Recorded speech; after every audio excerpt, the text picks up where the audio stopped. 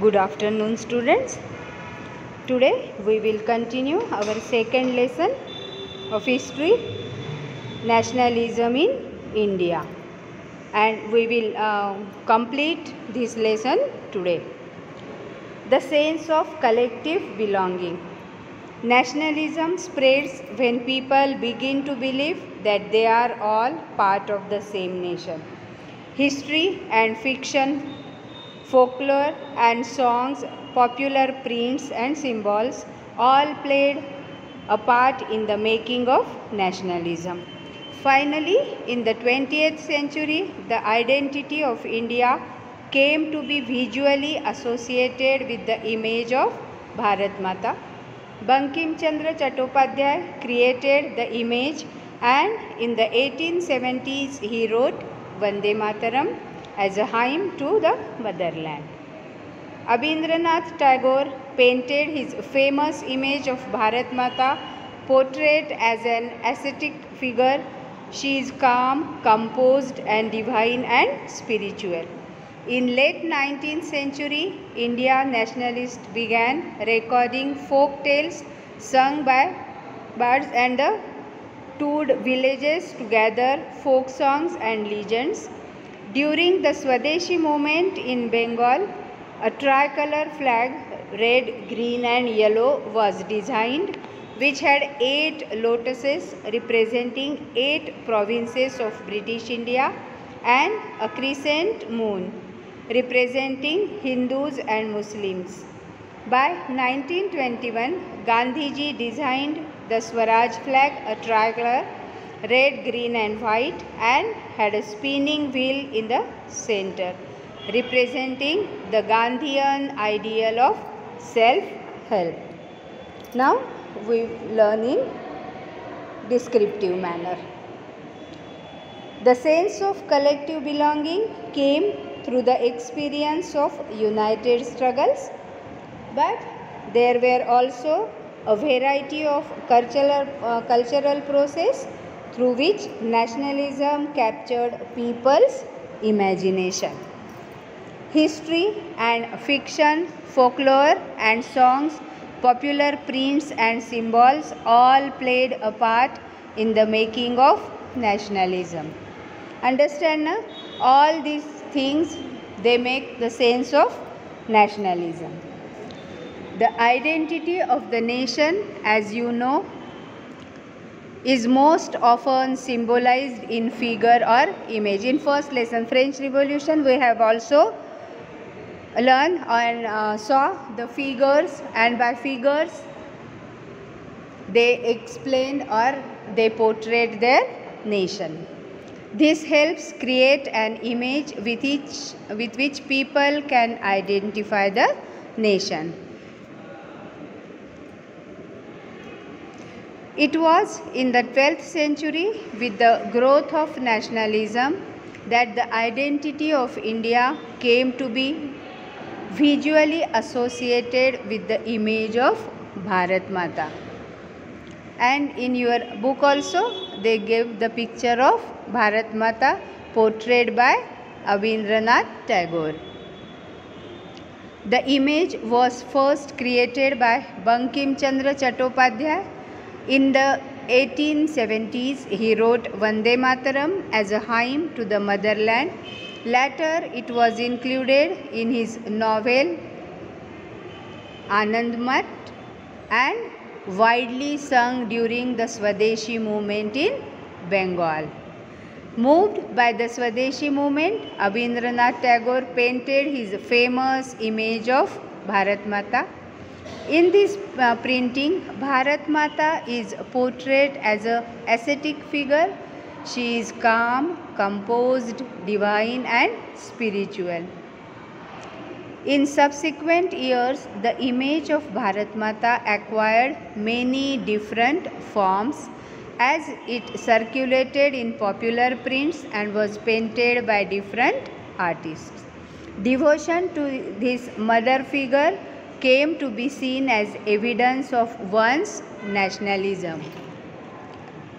Ideas of nationalism also developed through a movement to revive Indian folklore.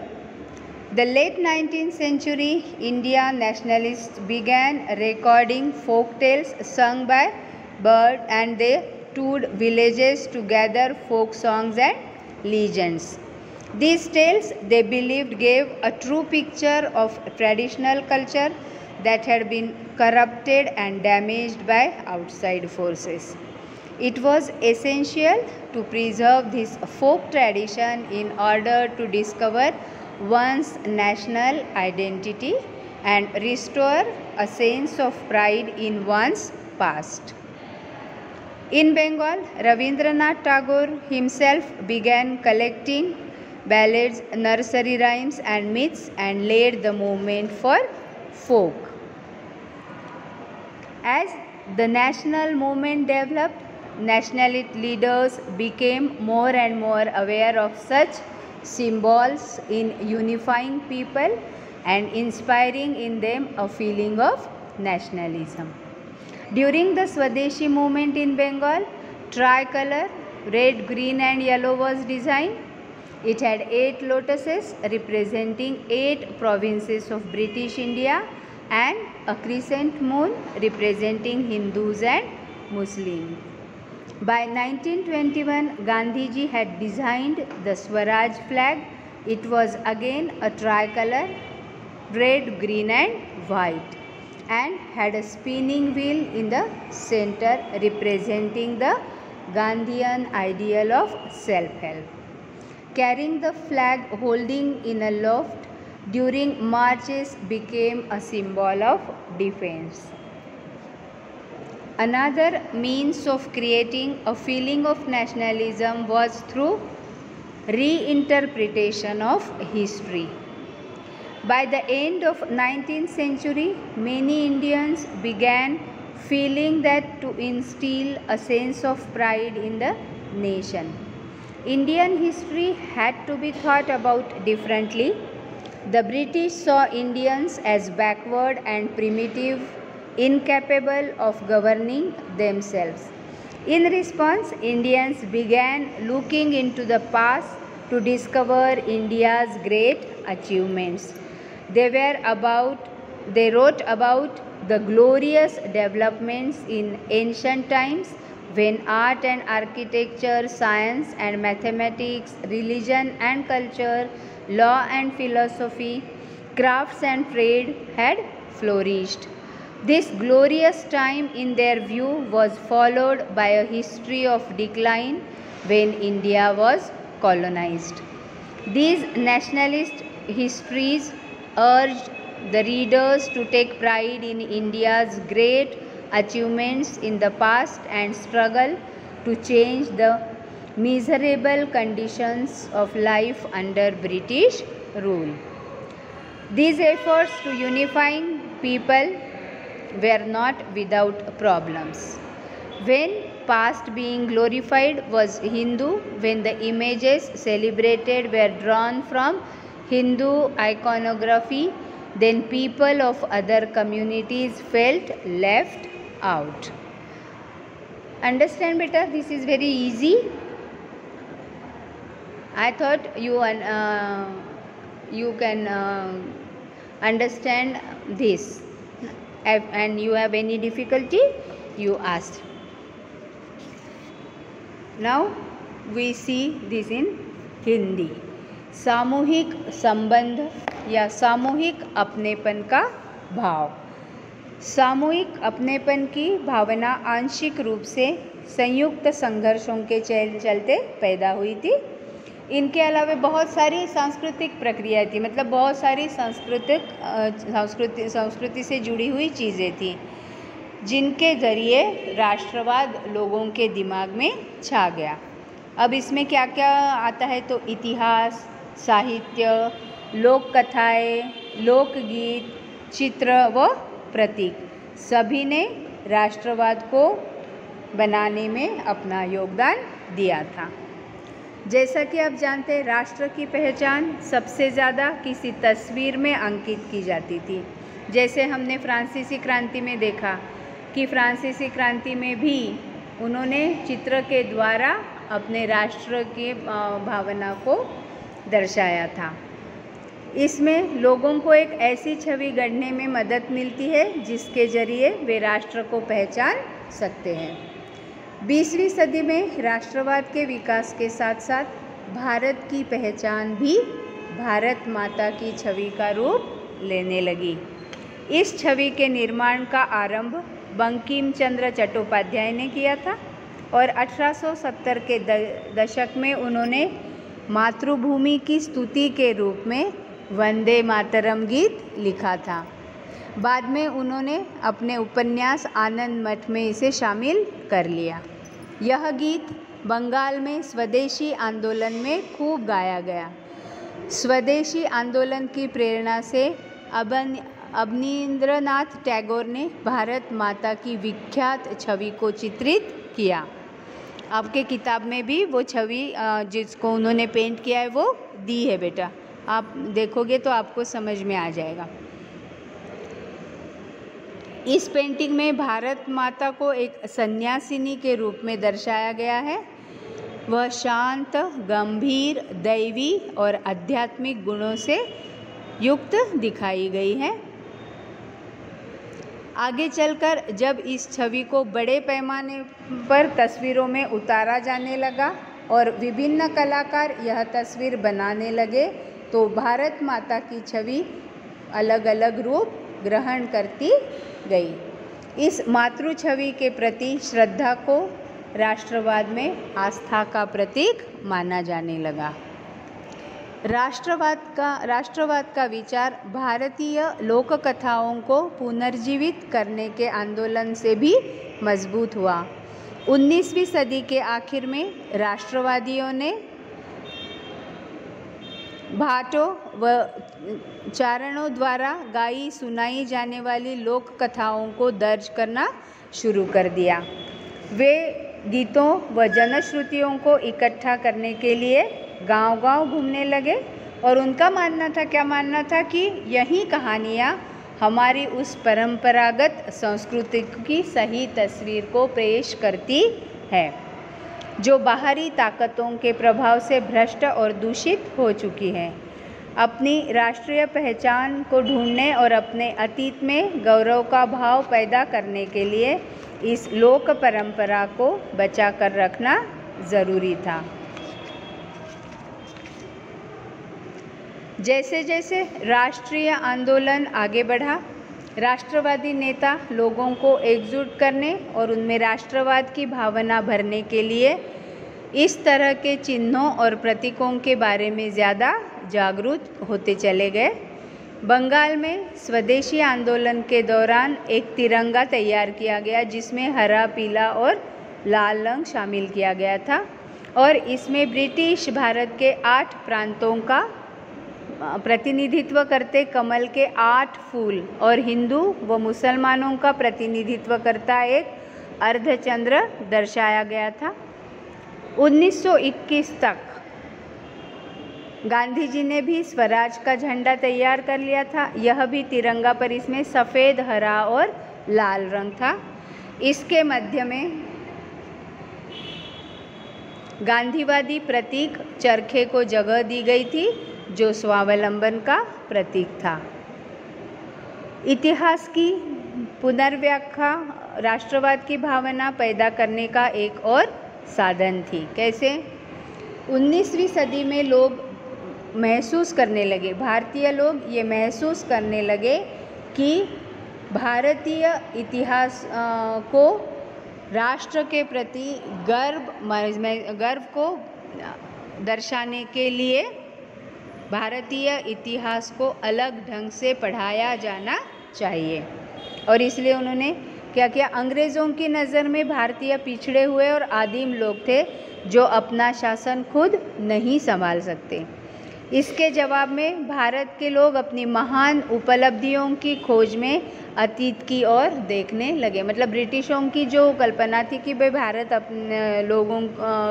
अपने देश को नहीं संभाल सकते, इसको झुठलाने के लिए पढ़े लिखे लोगों ने अपने इतिहास को पढ़ना शुरू किया। और क्या हुआ, जैसे जैसे वो खोज करते गए तो उनको क्या मिला, गौरवमयी प्राचीन युग के बारे में उन्होंने लिखना शुरू कर दिया।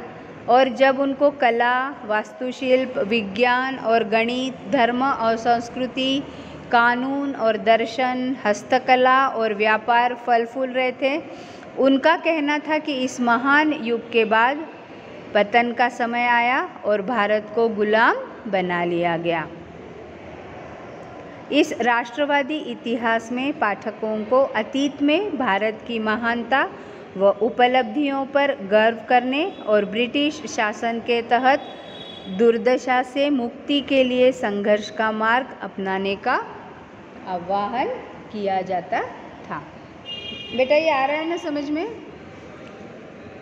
अब लोगों को एकजुट करने में भी काफ़ी समस्याएं थी, है ना, क्योंकि जिस अतीत का गौरवगान किया जा रहा था वह हिंदुओं का अतीत था और जिनके लिए उन्होंने छवियों का सहारा लिया, और इसलिए अब क्या अन्य समुदायों के लोग भी अलग थलग अपने आप को महसूस करने लगे। अब इसका हम सारांश देखते हैं। सामूहिक संबंध की भावना। राष्ट्रवाद तब फैलता है जब लोग यह मानने लगते हैं कि वे सभी एक ही राष्ट्र के अंग हैं। इतिहास और कथा, साहित्य, लोकगीत और गीत, लोकप्रिय प्रिंट और प्रतीक सभी ने राष्ट्रवाद के निर्माण में एक भूमिका निभाई। अंत में 20वीं शताब्दी में भारत की पहचान भारत माता की छवि के साथ नेत्रहीन रूप से जुड़ी हुई थी। बंकिम चंद्र चट्टोपाध्याय ने छवि बनाई और 1870 के दशक में उन्होंने मातृभूमि के लिए भजन के रूप में वंदे मातरम लिखा। अवनींद्रनाथ टैगोर ने भारत माता की अपनी प्रसिद्ध छवि को एक तपस्वी व्यक्ति के रूप में चित्रित किया। वह शांत, दिव्य और आध्यात्मिक है। 19वीं सदी के उत्तरार्ध में राष्ट्रवादियों ने बार्डो द्वारा गाई जाने वाली लोक कथाओं को रिकॉर्ड करना शुरू कर दिया और उन्होंने लोकगीतों और किंवदंतियों को इकट्ठा करने के लिए गांवों का दौरा किया। बंगाल में स्वदेशी आंदोलन के दौरान एक तिरंगा झंडा लाल, हरा और पीला डिज़ाइन किया गया था, जिसमें ब्रिटिश भारत के 8 प्रांतों का प्रतिनिधित्व करने वाले 8 कमल और हिंदुओं और मुसलमानों का प्रतिनिधित्व करने वाला एक अर्धचंद्र था। 1921 तक गांधी जी ने स्वराज्य ध्वज, एक तिरंगा जिसमें कौन कौन से रंग थे, लाल, हरा और सफ़ेद डिज़ाइन किया और केंद्र में एक चरखा था जो स्वयं सहायता के गांधीवादी आदर्श का प्रतिनिधित्व करता था। अब हम पहुंच गए बेटा आखिरी पड़ाव पे, मतलब लेसन के अंत में। अब देखते हैं इसका निष्कर्ष, conclusion. In the first half of the 20th century, various groups and classes of Indians came together for the struggle of independence. The Congress, under the leadership of Mahatma Gandhi, attempted to resolve differences and ensure that the demands of one group did not alienate another. In other words, what was emerging was a nation with many voices wanting freedom for colonial rule. Conclusion. A growing anger against the colonial government was thus bringing together various groups and classes of Indians into a common struggle for freedom. The Congress, under the leadership of Mahatma Gandhi, tried to channel people's grievances into organized movements for independence. Though such movements, the nationalists tried to forge a national unity, but as we have seen, diverse groups and classes participated in these movements with varied aspirations and expectations. The high points of Congress activity and nationalist unity were followed by phases of disunity and inner conflict between groups. In other words, What was emerging was a nation with many voices wanting freedom from colonial rule. निष्कर्ष। अब हम निष्कर्ष में पहुंच गए। 20वीं शताब्दी के पूर्वार्ध में स्वतंत्रता संग्राम के लिए भारतीयों के विभिन्न समूह और वर्ग एक साथ आए। महात्मा गांधी के नेतृत्व में कांग्रेस ने मतभेदों को सुलझाने और यह सुनिश्चित करने का प्रयास किया कि एक समूह की मांगें दूसरे को अलग न करें। दूसरों शब्दों में जो उभर रहा था वह एक ऐसा राष्ट्र था जिसमें कई आवाज़ें औपनिवेशिक शासन से मुक्ति चाहती थी। अंग्रेज सरकार के खिलाफ बढ़ता गुस्सा विभिन्न भारतीय समूहों और वर्गों को स्वतंत्रता खींच रहा था। महात्मा गांधी के नेतृत्व में कांग्रेस ने लोगों के असंतोष और परेशानियों को स्वतंत्रता के संगठित आंदोलन में मिलाने का प्रयास किया।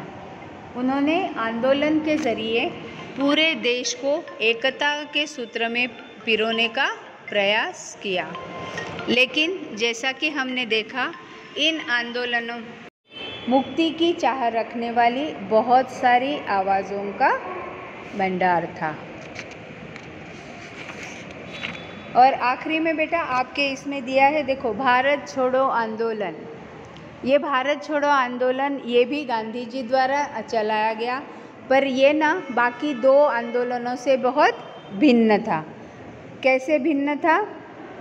तो अभी तक जो गांधी जी ने दो आंदोलन चलाए थे, सविनय अवज्ञा आंदोलन और उसके पहले असहयोग आंदोलन, ये दोनों में हिंसा नहीं हुई थी। पर ये जो भारत छोड़ो आंदोलन था उसमें लोगों ने ही हिंसा का सहारा लिया, क्योंकि ब्रिटिशों ने क्या कर दिया था कि ब्रिटिशों को जैसे ही पता चला कि वो भारत छोड़ो आंदोलन शुरू होने वाला है, उसके एक दिन पहले ही उन्होंने क्या किया, कांग्रेस के जितने भी नेता थे उनको कैद करके जेल में डाल दिया। तो भारत छोड़ो आंदोलन का भारतीय इतिहास में ये भी महत्व है कि किसी भी नेता के बगैर लोग ही अपने आप अंग्रेज़ों के खिलाफ सड़क पर उतर आए और उन्होंने इस आंदोलन को चलाया। भले ही इस आंदोलन को कुचलने के लिए क्या हुआ, ब्रिटिश सरकार कामयाब हुई, पर एक बहुत बड़ी चिंगारी इस आंदोलन से भड़क गई और अंग्रेज़ ये समझ गए थे कि अब ज़्यादा दिन तक भारत पर राज नहीं कर सकते, भारत को आज़ादी देना उनके लिए अनिवार्य होगा, या उनको भारत को आज़ादी देने के लिए सोचना ही पड़ेगा। या दूसरे शब्दों में हम कह सकते हैं कि भारत छोड़ो आंदोलन का यह प्रभाव पड़ा कि भारत की आज़ादी को इन्होंने तत्काल मांग बना दिया। बेटा यहाँ पे हमारा लेसन कंप्लीट होता है। आपको कोई भी परेशानी है तो आप मुझे पूछ लेना।